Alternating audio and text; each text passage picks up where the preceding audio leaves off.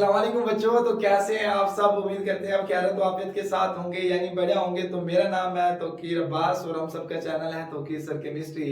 तो बच्चे ऑलरेडी हम डिस्कस कर रहे थे केमिकल बॉन्डिंग वाले चैप्टर को। उसके अंदर बहुत सारी थ्योरीज को एक्सप्लेन किया था, उनमें से बीबीटी भी थी और एमओटी भी थी।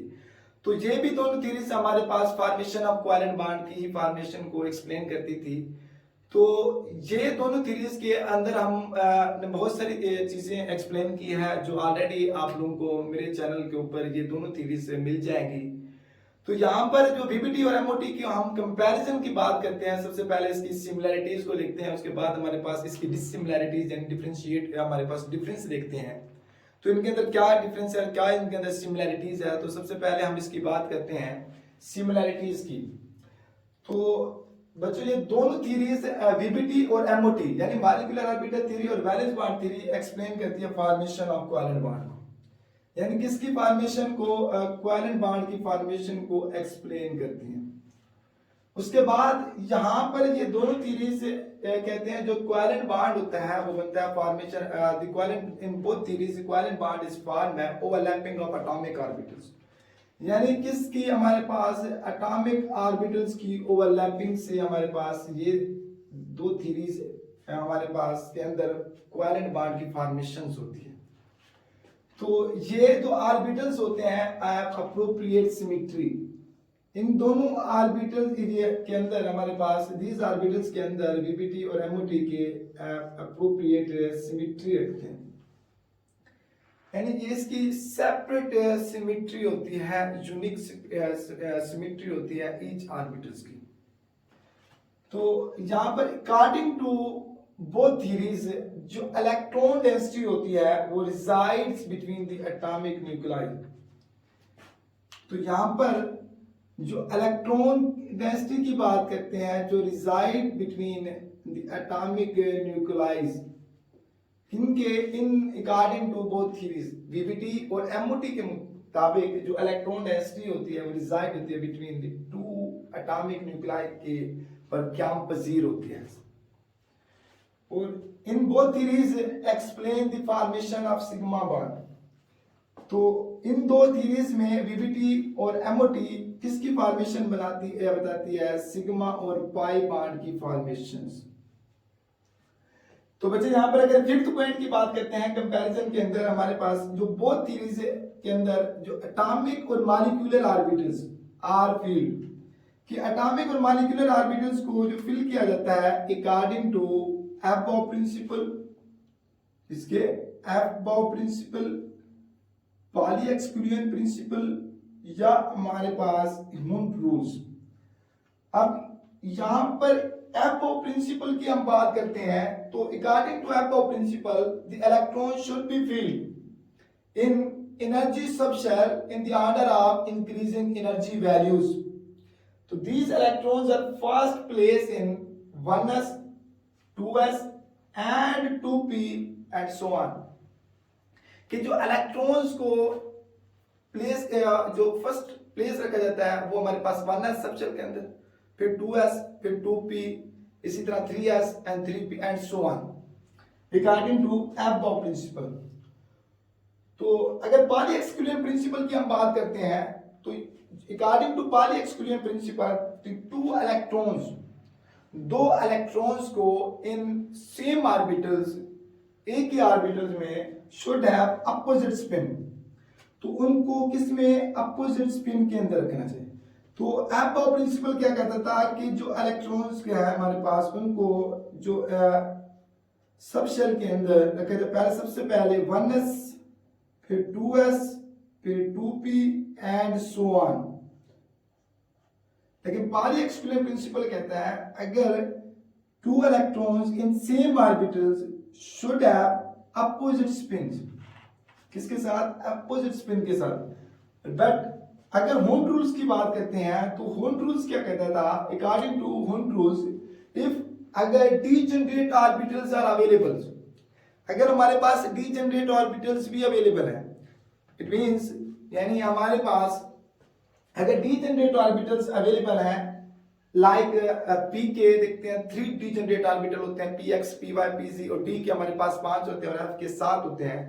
तो यहाँ पर जो होल्ड रूल्स है वो यही कहता है कि अगर degenerate orbitals available and more than one electrons are place in them, और एक से ज्यादा इलेक्ट्रॉन्स मौजूद हैं तो they should be place in separate orbitals with same spin rather than putting them हमारे पास same orbital with opposite spin. तो डीजेनरेट ऑर्बिटल हमारे को, और अगर 6 पॉइंट की हम बात करते हैं तो वीबीटी के कंपैरिजन के तो the variation methods are used in both. तो मुख्तलिफ मेथड्स को यूज किया जाता है। वेरिएशन मेथड आते हैं किसके अंदर, both theory, VBT valence bond theory और मॉलिक्यूलर ऑर्बिटल्स थ्योरी। तो ये थी हमारे पास किसकी similarities, both theories, valence bond theory और मॉलिक्यूलर ऑर्बिटल्स थ्योरीज। अब यहां पर जो डिफरेंशिएट की बात करते हैं वीबीटी के अंदर और एमओटी के अंदर, मॉलिक्यूलर ऑर्बिटल थ्योरी के अंदर क्या डिफरेंशिएट है और किससे, हमारे पास वैलेंस बॉन्ड थ्योरी से। तो अकॉर्डिंग टू वीबीटी, तो वीबीटी के मुताबिक सिर्फ ओनली वैलेंस इलेक्ट्रॉन्स या आउटर मोस्ट वैलेंशियल इलेक्ट्रॉन्स, वो सबसे बैरूनी शेल वाले electrons are used. Only valence electrons are involve in the bond formation. Bond formation में सिर्फ और सिर्फ वैलेंस इलेक्ट्रॉन्स ही यूज किए जाते हैं अकॉर्डिंग टू वीबीटी। लेकिन एमओटी कहती है कि हमारे पास all the electrons are used. According to MOT, all electrons are involved in the bond formations. तो बॉन्ड फॉर्मेशन में तमाम इलेक्ट्रॉन्स इन्वॉल्व होते हैं, लेकिन वीबीटी सिर्फ वैलेंस इलेक्ट्रॉन यानी आउटर मोस्ट शेल इलेक्ट्रॉन्स की बात करते हैं। इसके सेकंड डिफरेंशिएट की बात करते हैं तो इन वीबीटी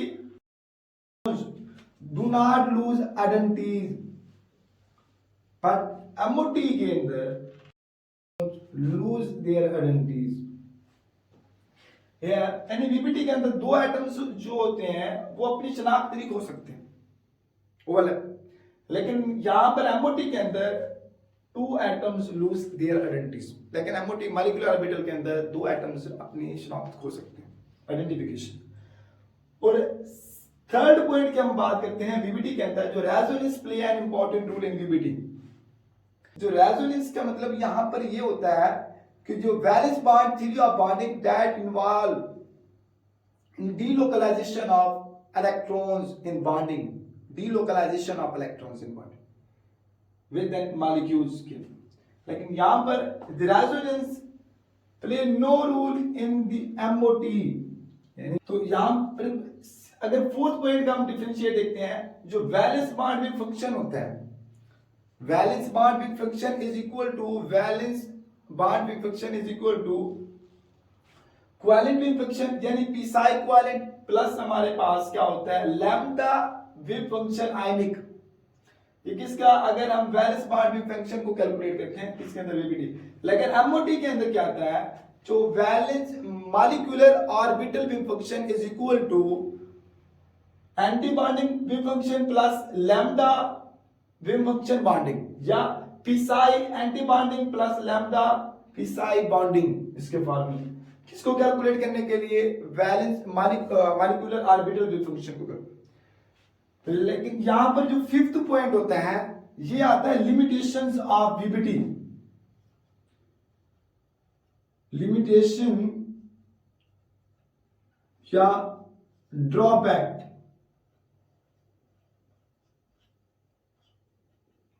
ऑफ वीबीटी। तो ये जो फिफ्थ, सिक्स, सेवन और 8 पॉइंट है ये ड्रॉबैक है, ये लिमिटेशंस हैं किसकी, वीबीटी की। तो जो वीबीटी होती है does not explain the formations of किसको, does not explain the paramagnetic nature of O2 molecule. According to VBT O2 molecules है वो हमारे पास क्या है, डायमैग्नेटिक इन नेचर है। तो इस वजह से ये एक्सप्लेन नहीं कर पाती, इसका जो सबसे पहला लिमिटेशन था वीबीटी का। लेकिन एमओटी कहती है कि जो हमारे पास जो O2 मॉलिक्यूल्स होता है वो पैरामैग्नेटिक इन नेचर होते हैं। ये यहां पर ये भी आ सकता है why MOT is superior to VBT के मॉलिक्यूलर ऑर्बिटल थ्योरी सबसे ज्यादा क्यों सुपीरियर होती है वीबीटी से, तो इसके अंदर ये लिखना कि जो एमओटी होती है वो एक्सप्लेन करती है पैरामैग्नेटिक नेचर ऑफ ऑक्सीजन के मॉलिक्यूल्स को, लेकिन वीबीटी एक्सप्लेन नहीं करती। ये इसका पहला ड्रॉप है लिमिटेशंस का वीबीटी। इसके बाद ये does not explain the non existence of helium molecules. ये एक्सप्लेन करती है कि जो हमारे पास it explain the non existence of helium molecules. 7 point की बात करते हैं तो it does not give the idea of fractional bond order.